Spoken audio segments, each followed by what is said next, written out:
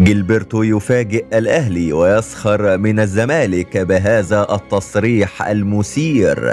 شاهد ماذا قال. ولكن في البداية صل على سيدنا محمد ولا تنسى الإعجاب بالفيديو والاشتراك في القناة حتى يصلك كل ما هو جديد وحصري. علق الأنجولي جilberto لاعب الأهلي السابق على مباراة الأهلي وبيراميدز في كأس مصر، والتي انتهت بفوز ساحق للأهلي على بيراميدز ب2-0.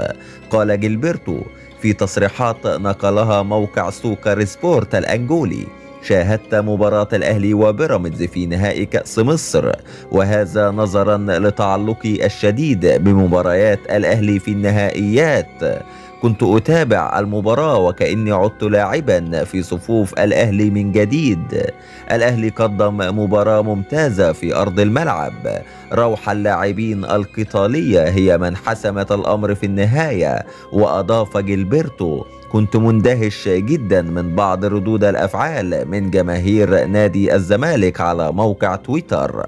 لقد كانوا غاضبين جدا من حارس بيراميدز وكأنها مباراة بين الأهلي والزمالك.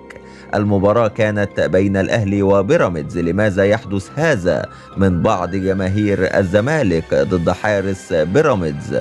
أعتقد إنها إهانة كبيرة لهذا الحارس الشاب.